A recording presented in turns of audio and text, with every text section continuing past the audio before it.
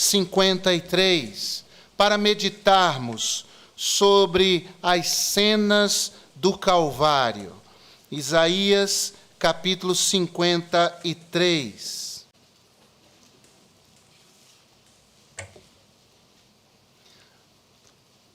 A palavra do nosso eterno Deus assim nos diz: quem deu crédito à nossa pregação e a quem se manifestou o braço do Senhor, porque foi subindo como renovo perante ele e como raiz de uma terra seca, não tinha nem formosura, e olhando nós para ele, não havia boa aparência nele, para que o desejássemos. Era desprezado e o mais rejeitado entre os homens, homem de dores e experimentado nos sofrimentos. E como um de quem os homens escondiam o rosto, era desprezado, e não fizemos dele caso algum. Verdadeiramente ele tomou sobre si as nossas enfermidades, e as nossas dores levou sobre si, e nós o reputávamos por aflito de Deus, ferido de Deus e oprimido. Mas ele foi ferido por causa das nossas transgressões e moído por causa das nossas iniquidades. O castigo que nos traz a paz estava sobre ele, e pelas suas pisaduras fomos sarados. Todos nós andávamos desgarrados como ovelhas, cada um se desviava pelo seu caminho, mas o Senhor fez cair sobre ele a iniquidade de todos nós. Ele foi oprimido e afligido, mas não abriu a sua boca. Como um cordeiro foi levado ao matadouro, e como a ovelha muda perante os seus tosqueadores, assim ele não abriu a sua boca. Da opressão e do juízo foi tirado. E quem contará o tempo da sua vida? Porquanto foi cortado da terra dos viventes, pela transgressão do meu povo, ele foi atingido. E puseram a sua sepultura com os ímpios, e com o rico na sua morte, ainda que nunca cometeu injustiça, nem houve engano na sua boca. Todavia, ao Senhor agradou moê-lo, fazendo-o enfermar. Quando a sua alma se puser por expiação do pecado, verá a sua posteridade, prolongará os seus dias, e o bom prazer do Senhor prosperará na sua mão. Ele verá o fruto do trabalho da sua alma, e ficará satisfeito. Com o seu conhecimento, o meu servo, o justo, justificará a muitos, porque as iniquidades deles levará sobre si. Por isso, lhe darei a parte de muitos, e com os poderosos repartirá ele o despojo, porquanto derramou a sua alma na morte, e foi contado com os transgressores. Mas ele levou sobre si o pecado de muitos e intercedeu pelos transgressores. Ó Pai, que bênção é ler a respeito de Jesus, é ler a respeito de seu amor, e que bênção é ter sido alcançado pelo mesmo. Meu Deus, que o Senhor fale conosco. Queremos te ouvir, Pai Santo. Oramos em nome de Jesus. Amém. Pode sentar. O texto que lemos é autoexplicativo. Isaías viveu, irmãos, em torno de 750 anos antes de Jesus nascer. Ele é talvez o mais messiânico de todos os profetas. É o profeta que mais fala, que mais profetiza a respeito da pessoa e obra do Messias. O que é interessantíssimo nessa passagem é que Isaías, mesmo tendo vivido 750 anos antes de Jesus nascer, descreve com detalhes as cenas do Calvário. E descreve com detalhes a paixão de Cristo. É muito interessante que os verbos que Isaías usa nessa passagem, eles estão no passado. Ou seja, do passado, Isaías, inspirado por Deus, viu o futuro. Viu aquilo que aconteceria 750 anos depois de si. E o que ele vislumbra é o Calvário. O que ele vislumbra é a crucificação. O que ele vislumbra é o amor. o amor de Deus revelado nessas cenas do Calvário. A primeira cena que Isaías vê é a cena do caminho aberto. O caminho aberto para o Calvário. Esse caminho aberto para o Calvário, ele foi aberto, em primeiro lugar, por causa do nosso pecado. O nosso pecado foi a razão pela qual Jesus precisou vir, encarnar-se, precisou trilhar a senda que vai dar lá naquele monte, para ser crucificado entre dois malfeitores, vertendo o seu sangue por amor a nós, e repito e reafirmo, por causa do nosso pecado. O texto diz no versículo 5, que as nossas transgressões feriram a Jesus. A lança do seu lado, os cravos nas mãos e nos pés, as feridas pela coroa de espinhos, os bofetões, as cusparadas, os chutes, os açoites. As nossas transgressões é que o feriram. Ainda no verso 5, Isaías diz, e nós já lemos, que as nossas iniquidades moeram a Jesus. Ele foi moído. Imagine um pedaço de carne passando por um moedor. Essa imagem é duríssima. Os nossos pecados, as nossas iniquidades, as nossas transgressões moeram a Jesus. Versículo 10 diz que os nossos pecados fizeram com que Jesus se apresentasse como oferta, como expiação, e expiação do pecado. Mas Isaías também diz, no verso 12, que as nossas iniquidades serviram como um peso sobre os ombros de Jesus. O verso 12, ele diz que as nossas iniquidades Jesus levou sobre si, pesaram sobre os seus ombros. É isso, meus queridos. Essa primeira cena que fala desse caminho aberto que vai dar na cruz, tem a ver conosco. É a grande, a maior das razões pelas quais Jesus subiu ao Calvário e subiu para morrer. Romanos 3:23 é a afirmação clara, sem rodeios, direta, que nos expõe, que nos atinge, que nos põe na linha de frente, quando Paulo diz, porque todos pecaram e destituídos estão da glória de Deus. No versículo 10 do mesmo capítulo, o apóstolo Paulo diz, porque não há um justo, nenhum sequer, todos se desviaram, a grande realidade. Não há quem faça o bem, não há quem seja bom. E a primeira coisa, segundo a palavra de Deus, que alguém precisa fazer para ser salvo, é reconhecer-se pecador. 1 de João, capítulo 1, verso 8, o apóstolo João diz que se nós dissermos que não temos pecado, enganamo-nos a nós mesmos e não há verdade em nós. É isso. O caminho que vai dar no Calvário só foi aberto por causa do meu e do seu pecado. Mas não só isso.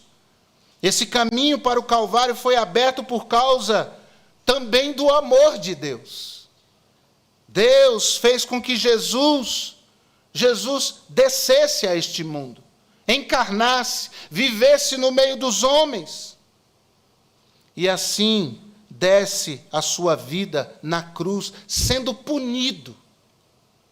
O final do versículo 6 nos é dito, mas o Senhor, é Adonai, mas o Senhor fez cair sobre ele a iniquidade de todos nós. Deus fez com que Jesus fosse punido em nosso lugar. Deus fez, versículo 10, na parte inicial, que Jesus fosse moído em nosso lugar. Observe lá, todavia, ao Senhor agradou moê-lo. Mas Jesus não é o Filho amado de Deus. Não é sobre Jesus que Deus fala 2 vezes, em Mateus e em Lucas. Este é o meu Filho amado.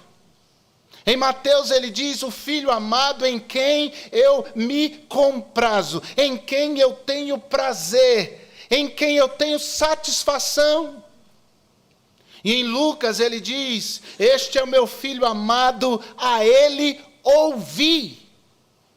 Ouçam o que ele tem a dizer, ouçam o que ele tem a falar, porque ele é o meu Filho amado, sim, Jesus é o Filho amado de Deus.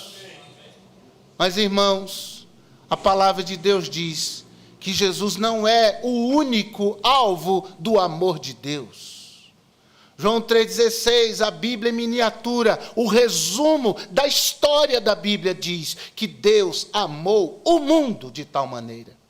Ele deu o seu Filho unigênito para que todo aquele que nele crê não pereça, mas tenha a vida eterna. Esse caminho foi aberto por causa dos nossos pecados, mas ele também foi aberto por causa do amor de Deus. Deus amou a mim, Deus amou a você, e Deus moeu a Jesus para que você não fosse moído. Deus fez Jesus enfermar para que você não tivesse a enfermidade da alma por toda a eternidade. Deus esmagou o seu Filho amado, porque ama você e não queria que você fosse esmagado pelo pecado. Há pessoas que duvidam do amor de Deus. Se isso não é prova de que Deus te ama, nada mais provará. A palavra de Deus diz em Romanos 5,8 que Deus dá prova do seu amor para conosco. Ele prova. E Ele não prova só falando, mas nos é dito que Cristo morreu por nós. Deus prova o seu amor para conosco, em que Cristo morreu por nós. E nós não somos pessoas extraordinárias. Nós não somos pessoas maravilhosas. Neste mesmo versículo, Paulo diz, Cristo morreu por nós, sendo nós ainda pecadores. Em 1 de João, capítulo 4, verso 10, o discípulo do amor João diz, nisto está o amor.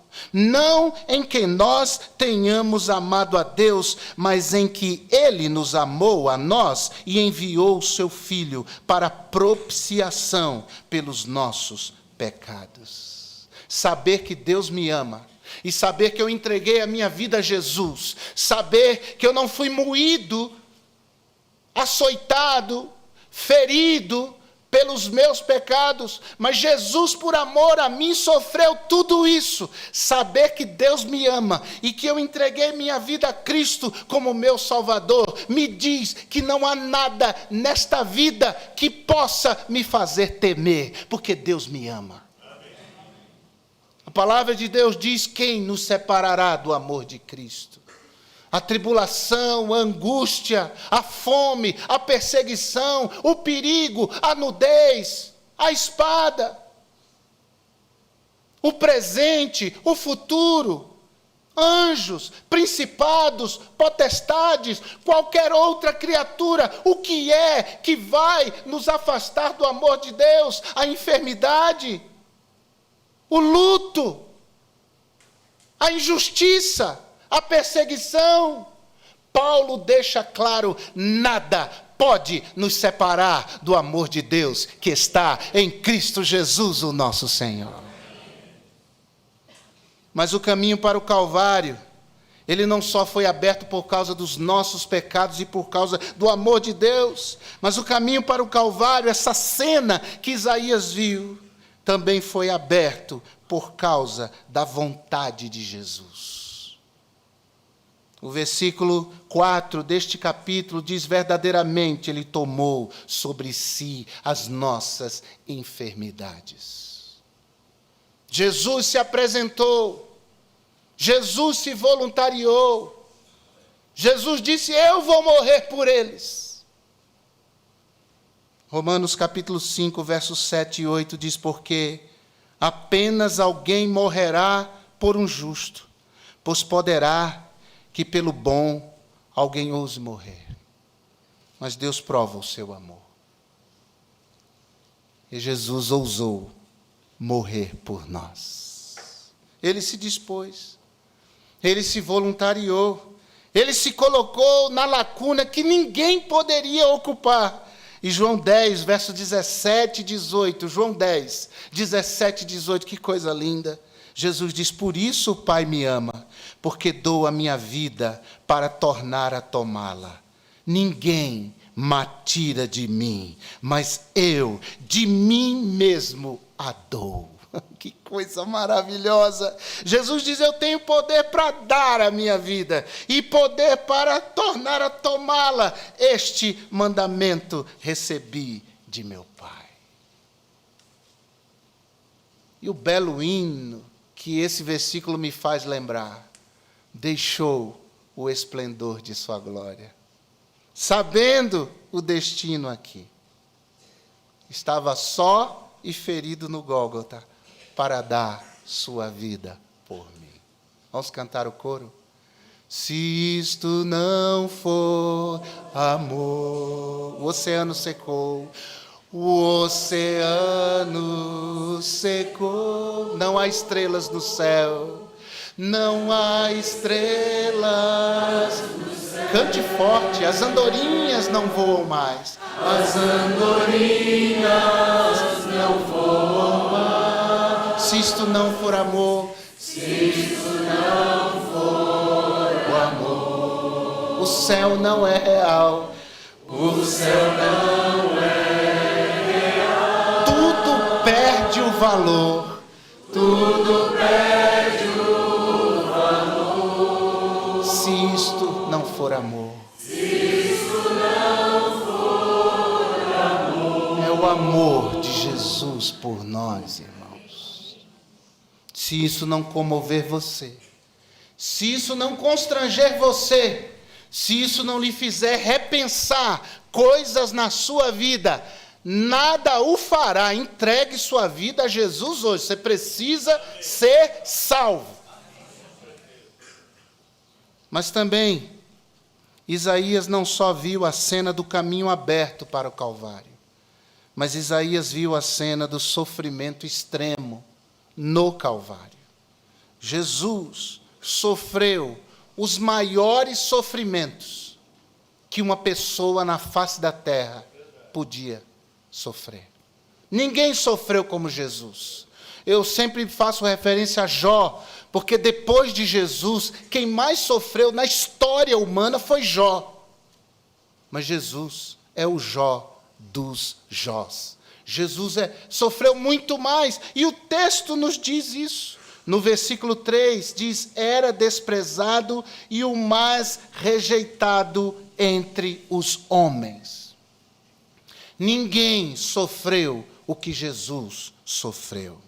Ele sofreu uma angústia indescritível, uma angústia sem igual. Em Mateus capítulo 26, verso 37, no final do versículo diz: Jesus estava no jardim, e a palavra de Deus diz: e começou a entristecer-se e a angustiar-se muito.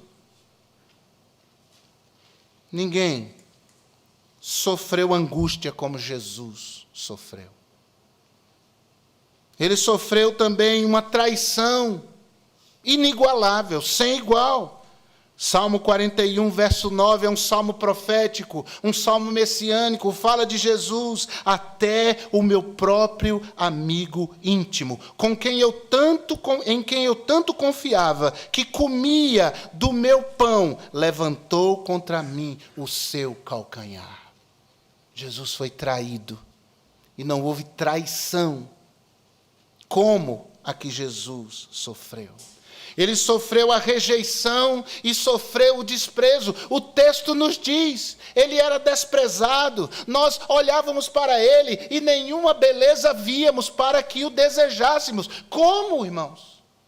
Como é que as pessoas iam desejar olhar para Jesus naquela cruz, com o rosto cheio de hematomas, dos socos, dos chutes? Jesus não estava vestido, estava sem roupa. nu. O corpo de Jesus era facilmente percebido, as lacerações, os hematomas dos chutes, os inchaços provenientes da resposta do corpo aos golpes que levou. Quem olhasse para Jesus não via naquela cruz nada de beleza. Ele foi rejeitado. Ninguém queria olhar para ele. Não tenho coragem. Eu não tive coragem de assistir o filme A Paixão de Cristo inteiro. É algo muito duro. Eles tentaram reproduzir exatamente como era feito. Não tive coragem de ir até o final. Mas o que Jesus sofreu foi muito pior do que aquilo que o filme mostra. Todos rejeitaram a Jesus.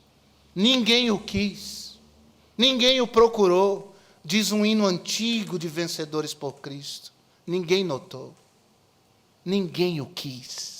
Ninguém quis a promessa da criança de Belém. Ninguém o quis. Ele foi rejeitado, o mais rejeitado de todos os homens. Ninguém teve compaixão, nem aqueles a quem ele curou, a quem ele alimentou, a quem ele trouxe palavras de consolo, de conforto, de cura. Nem eles. Eles se uniram à multidão para dizer: crucificam.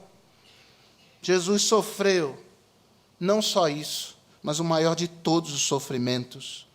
Ele sofreu o abandono do Pai. Deus meu, por que me desamparastes? Salmo 22, verso 1. Mateus 27, versículo 46. Gálatas 3 diz: Cristo nos resgatou da maldição da lei, fazendo-se maldição por nós. Porque está escrito: maldito todo aquele que é colocado no madeiro. Jesus se fez maldição, irmãos, para que eu não fosse tido por maldito diante de Deus. Não é à toa que nós o chamamos de Salvador. Max Lucado diz: não é de admirar que o chamemos de Salvador. Não é de admirar que o chamemos assim. Ele foi fiel até a morte, nos diz João, capítulo 13, verso 2. Fiel até a morte, aliás, verso 1. Fiel até a morte, e morte de cruz. O versículo 7 de Isaías 53 diz: ele foi oprimido e afligido, mas não abriu a sua boca. Como um cordeiro foi levado ao matadouro, e como ovelha muda perante os seus tosqueadores, assim ele não abriu a sua boca. Ele poderia dar ordens a legiões de anjos, que fulminariam a todos, mas ele não usou da sua autoridade, que havia algo muito maior envolvido ali, muito maior. Havia pessoas que seriam redimidas, que o pecado seria perdoado, que a distância de Deus seria eliminada, e se aproximaria, chegaria, teria comunhão, vida com Deus. Não é de admirar que o chamemos de Salvador. Mas Isaías viu uma terceira cena no Calvário. Ele viu a cena não só do caminho aberto para o Calvário, não só do sofrimento extremo no Calvário, mas Isaías viu a cena do triunfo retumbante no Calvário. Porque no Calvário, o Messias sofredor triunfou. O Messias sofredor venceu. O Messias sofredor cumpriu a sua tarefa salvífica. Ele fez o que tinha de fazer. Ele fez o que veio fazer. ele disse: o Filho do Homem veio buscar e salvar o que se havia perdido. Mas salvar, buscar, são expressões sinônimas a morrer, sofrer, derramar o seu sangue. A cruz é o triunfo do derrotado. As pessoas olharam e viram quando ele expirou, dizendo: em tuas mãos, Pai, entrego o meu espírito. E tendo dito isso, expirou. Mas aquilo foi a vitória. A missão foi cumprida. A nossa salvação foi garantida. O perdão tornou-se acessível. E Isaías 53, verso 11 e 12 diz: e ele verá o fruto da sua alma, ou do trabalho da sua alma, e ficará satisfeito. Com o seu conhecimento, o meu servo, o justo, justificará a muitos, porque as iniquidades deles levará sobre si. Por isso, lhe darei a parte de muitos, e com os poderosos repartirá ele o despojo, porquanto derramou a sua alma na morte, e foi contado com os transgressores, mas ele levou sobre si o pecado de muitos, ou seja, os que creem, ou os que crerem, e intercedeu pelos transgressores. O que Jesus fez, ou o que Jesus foi fazer na cruz, ele fez. Ele garantiu perdão dos pecados. Ele garantiu paz com Deus e uma vida no céu a todo aquele que nele crê. Isso é maravilhoso, irmãos. Não é de admirar que o chamemos de Salvador. E eu estou contemplando aqui nessa noite o resultado da obra de Cristo na cruz.